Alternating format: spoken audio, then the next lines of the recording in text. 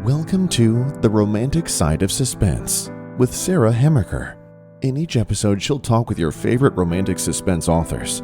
They will take you behind the scenes of the writing process, giving excerpts from their writing, and share stories about their writing life.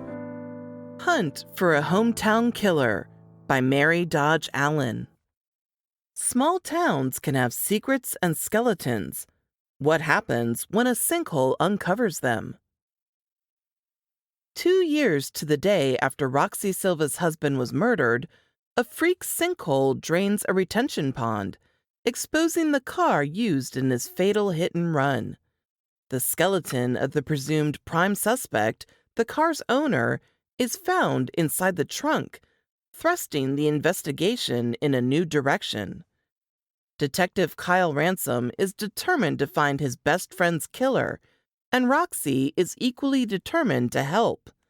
As a mail carrier, she can remain invisible as she moves around town. Using her total recall memory, she observes activities and captures images of people, vehicles, and license plates, as well as the addresses on mail and packages she delivers. Roxy has no idea her amateur sleuthing will place her life in danger. Together, Roxy and Kyle uncover a shocking trail of deception and secrets. As they work on the cold case, their relationship heats up. Kyle's wife died years ago, and he's ready for a commitment. But Roxy is recovering from the depression triggered by her husband's murder and other sudden and tragic losses in her life. She's struggling with a deep-seated fear of loss, her faith, and finding meaning in a chaotic world. Complications arise when Roxy's first love comes back into her life, wanting a second chance. Old feelings of attraction and bitterness surface as she confronts a long-buried secret in her own past. Kyle identifies a new prime suspect, and the killer drops out of sight. When Roxy leaves on a wilderness women getaway camping trip with her wisecracking friends, she finds herself in danger as the killer stalks her. She returns home and the killer follows. Roxy is plunged in a fight for her life when she's taken captive, and she must use her wits to survive. Hi, and welcome to this episode of The Romantic Side of Suspense. I'm your host, Sarah Hammerker, and I'm so glad you joined me. Today, I have with me Mary Dodge Allen, who has won 2 Royal Palm Literary Awards from the Florida Writers Association, and she writes romantic suspense. So welcome to my show, Mary. Thank you. I'm happy to be here. So now you live in Florida. Yes, I do. Do you base your books in Florida? Is that like a location that you like enough that you? There's a lot of books I know that are based in Florida, so I'm just curious. Are yours based in Florida? Yes, they are. And I'll tell you, Florida is a great place to base your books. It seems like the weird and crazy crimes are committed in Florida, and there's also a lot of things in Florida that can kill you. Sinkholes, gators. We have hurricanes, and there's a lot of hazards in Florida. Plus, who can resist the setting of sun and beaches and the ocean? So I think it has an awful lot of pluses. And plus, I like living here. I've lived here a long time. So setting mysteries in Florida is just what I do. So. Yeah, that's I'm kind of cracking up because you're right. I mean, people do weird things in Florida. Yes. I mean, isn't there some meme or some joke about, a man in Florida, XY? I mean, you can almost feel it. Yes. There was even a whole TV show on the ID network on strange crimes in Florida or something like that. Oh my, it was just set in Florida. So yeah. So did you watch that show and take lots of notes? Think, oh, I can do this. I didn't really watch that show, but I do watch way too much of the ID network. I love it. But I also worked at our local police station. I volunteered for 8 years. I worked in reception and in records, but I got to know after 8 years, you get to know the police officers, the detectives, And I saw an awful lot, just being a receptionist. You really see a lot in the reception room, a lot of drama. And but I learned a lot about police procedure, and so I think that's helped me in writing. So. Yeah, definitely. What a cool thing to do. Well, I really just wanted to volunteer because they put out a call for them, and I live in a small community. So, and my book is set in a small Florida community. Right. So yeah, that's great. So I like to ask this of all my first-time guests: why romantic suspense? What about that genre drew you particularly to it? Well, I love to read it. I think most of us like to write what we love to read. That is so true. What I love about it, when I was a kid, I got hooked on Nancy Drew. How many of us have done that? And then I moved on to Agatha Christie and then other mystery writers. And I love the puzzle of a mystery, the red herrings and the genuine clues, and trying to sort those out. And I also, with romantic suspense, love the suspense of being either chased by the villain or chasing the villain before he does anything else, right. someone else. And that suspense just keeps you turning the pages. And then there's the romance, which also has its twists and turns and ups and downs. And the combination of that and weaving that together, I just love reading it, and I love writing it. Yeah, I agree. It's I often describe it as, the main characters fall in love, are running for their lives, right? That's basically romantic suspense. They may not literally be running for their lives, but they're trying to avoid whoever's out to get either one of them, both of them. Yes.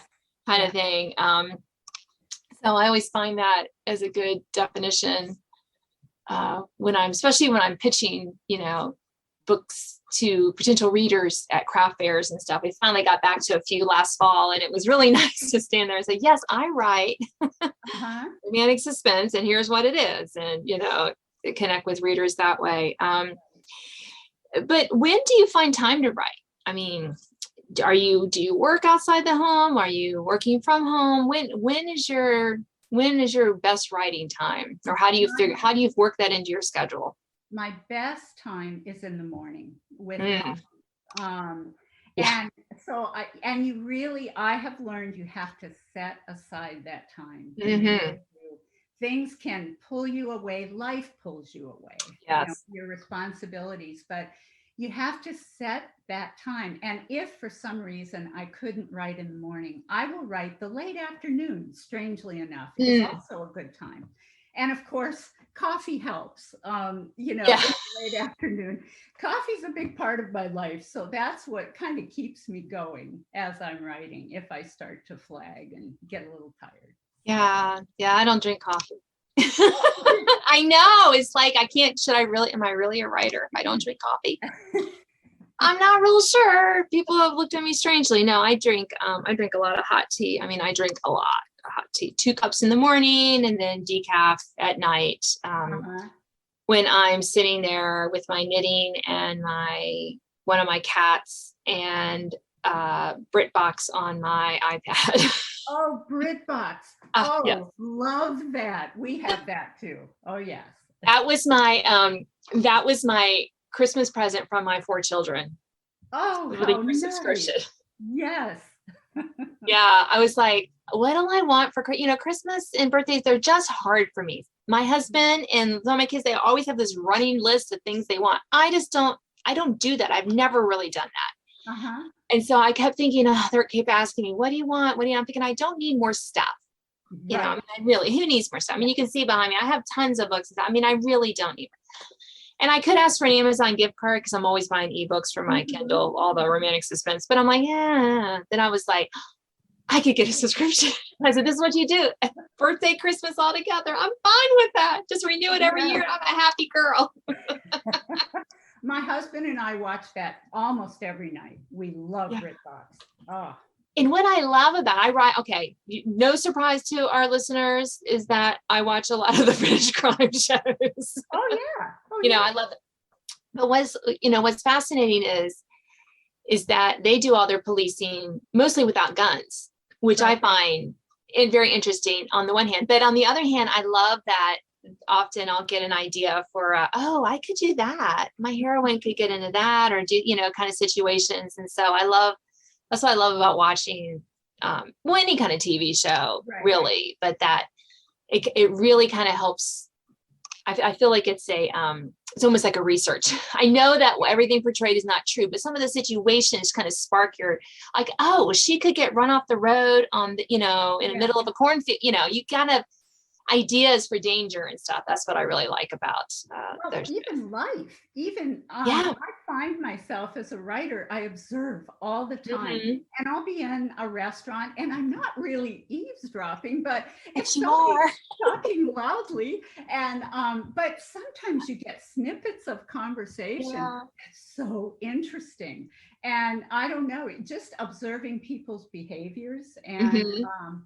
And also my book opens with a sinkhole, which of course is how my main character discovers the car used in the murder of her husband 2 years earlier. The sinkhole drains a retention pond, and it, uncovers the car. But we had a sinkhole less than a mile from our condo here in Florida.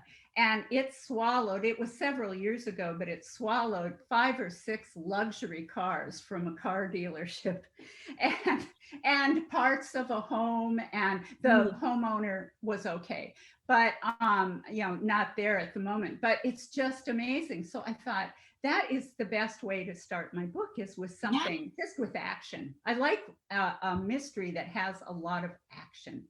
Right. And that's what gives it that suspense kind of thing. I know, just always kind of started off with, an attack on you, or you discover something, or, like I said, sinkhole almost takes you down, those kind of things are just that it is, because you want to drop the reader right in the action. I want them to know they're reading a romantic suspense. Yeah. Let's move on with that. So, how do you connect with your characters? That's always a question.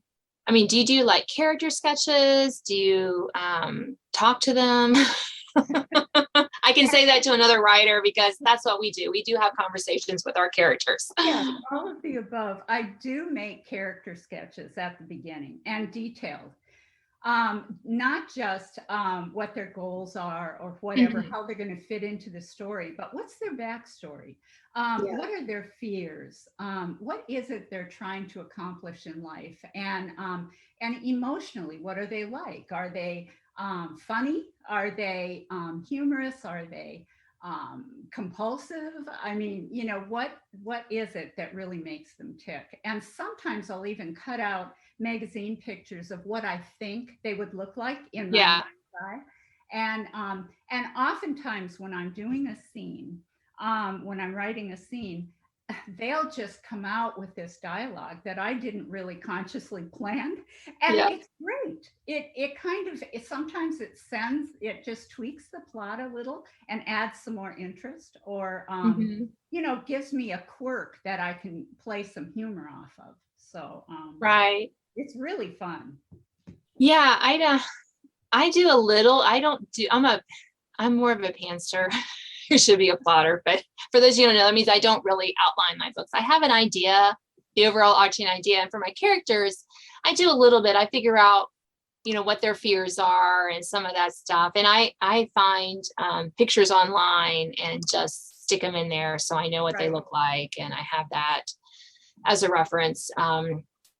Especially for my love inspired suspense books, I was like, the first one I didn't do that with. And they're like, so we need pictures of what they look like. I'm like, oh, I don't know. I have it in here. I can't find it out there. So I sent my girls, who were young teens at the time. I said, okay, I have a project for you. I want you to go on Instagram, and here's the descriptions. Find me 5, heroes and 5 heroines, and I'll just pick. They did. It was great. It saved me tons of work. They were happy to do it. I'm like, I don't want to go look.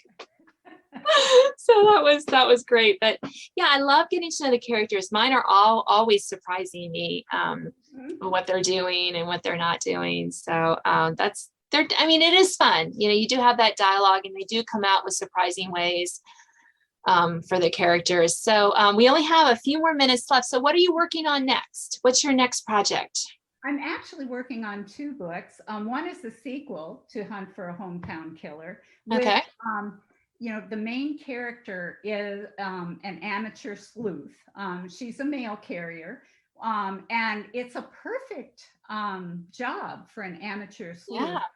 I worked as a mail carrier one summer, many, many years ago, in between college. And I tell you, you can learn a lot about the people on your route from their the return addresses on their packages, from their newsletters, from the cards they get, but also you're invisible in plain sight. Who pays attention to a mail truck? And you're always, driving around and observing.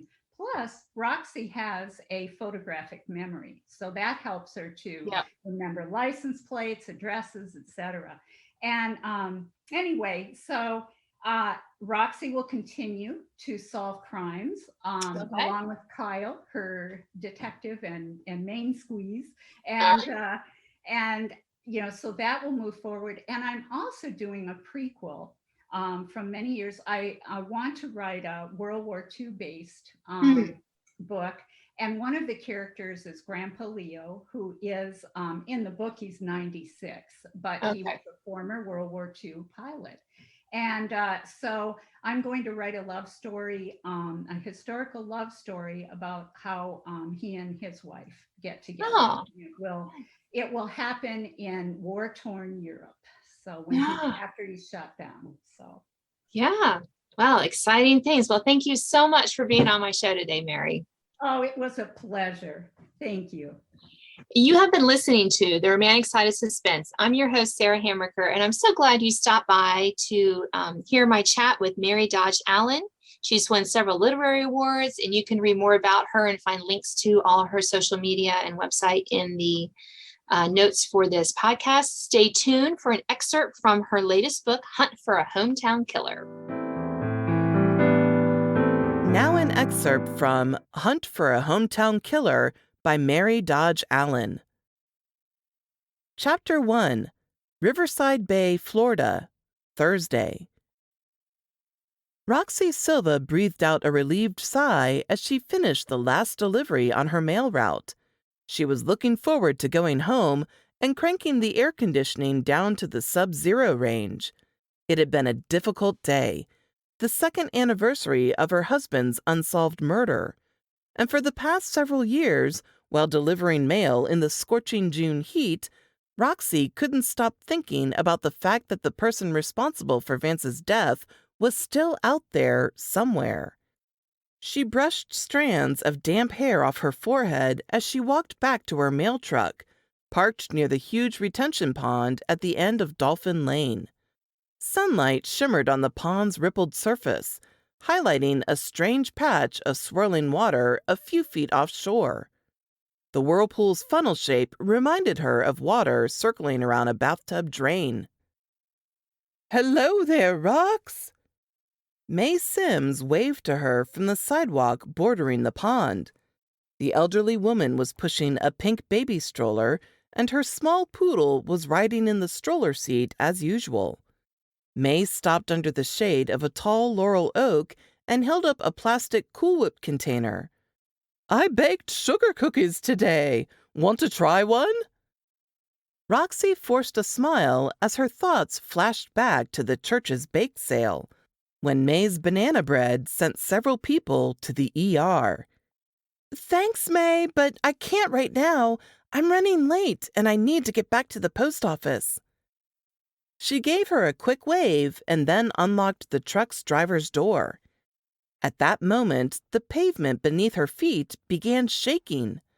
A towering geyser erupted from the whirlpool near shore, spraying Roxy's skin with cool droplets, like a misty rain. May let out a panicked scream as chunks of the pond's grassy shoreline slid into the convulsing water. The laurel oak near her cracked and splintered as it toppled over, creating a massive splash. Roxy broke into an icy sweat. May, get away from there! She threw down her shoulder bag and ran toward the petite woman. May visibly trembled as she stood on the cracked sidewalk next to the oak's gigantic root ball, still clinging to the wet soil at the edge of the steep, muddy bank. Water dripped from her gray hair as she stared into the hole. May, come with me! No! She shook her head and let out a sob. Not without Trixie! She's stuck in that tree! Roxy looked down. The pink stroller bobbed in the fast-swirling water near the fallen oak. Something sparkled like diamonds in the oak's leafy branches. Trixie's rhinestone-studded harness.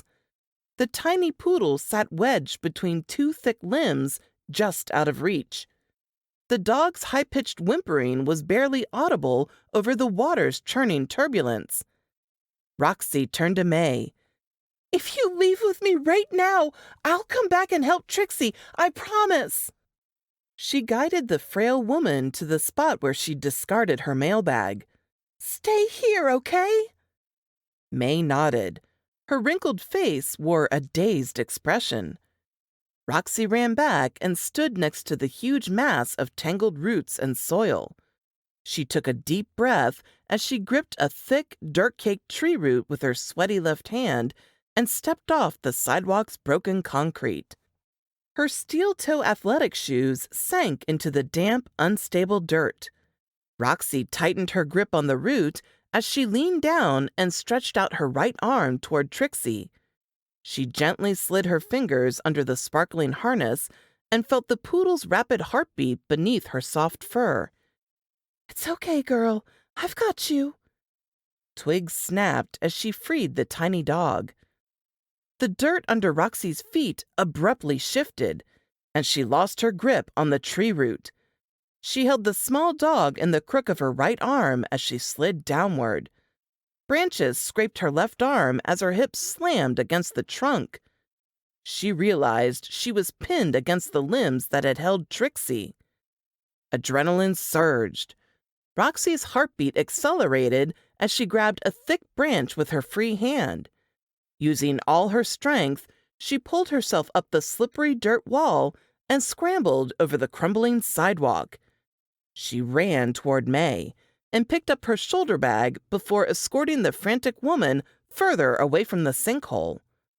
When Roxy finally stopped, she was gasping for breath and trembling almost as much as the poodle in her arms. May reached for Trixie and cradled her tiny dog like a baby. Tears formed in her eyes as she tenderly plucked stray twigs and leaves from Trixie's dirty white fur.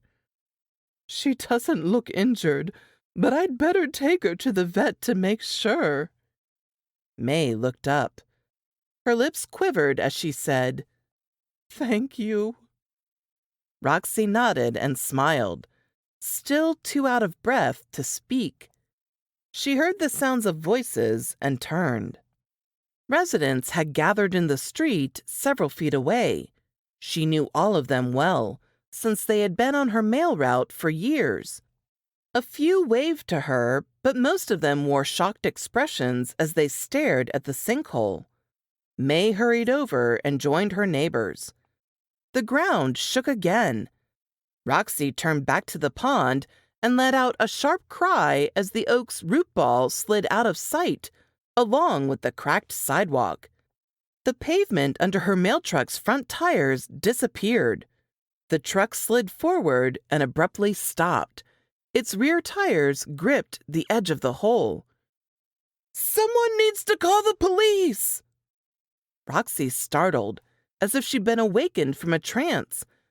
With shaking hands, she reached into the torn pocket of her postal uniform shorts and pulled out her phone. She hesitated when she saw the spiderweb of cracks, and then she whispered a quick prayer as she double-tapped the damaged screen. Relief surged when her phone lit up. She pressed a familiar speed dial number. When Kyle answered, she blurted, A sinkhole opened up in Riverside Bay Estates. You need to send officers out here. My mail truck slid into the hole, and it's caught on the edge. Rox, Are you inside the truck?" Kyle sounded panicked. "No, I'm okay. Sorry, I should have told you that first." She blew out a shaky sigh as her heartbeat thundered like a jackhammer. "Is anyone hurt?" "No, at least I don't think so. But my mail truck fell halfway through inside the sinkhole. You need to send a tow truck." "Where exactly is the sinkhole? Are any homes damaged?" "The hole opened up in that huge retention pond at the end of Dolphin Lane. Part of the shoreline is gone, but the sinkhole isn't near any homes yet. The water level has gone way down." She stopped as something on the opposite shore caught her attention. "Kyle, you need to send another tow truck. I see a black car stuck in the muddy bank across the pond near the entrance to the wildlife refuge." Her words caught in her throat as she made the connection. 2 years ago, a witness saw a black Mercedes sedan speeding away from the scene of her husband's fatal hit and run. Thanks for listening to The Romantic Side of Suspense with Sarah Hammaker. If you enjoyed this episode, please leave a review. You can sign up to receive notifications of upcoming podcasts and listen to previous editions at sarahhammakerfiction.com.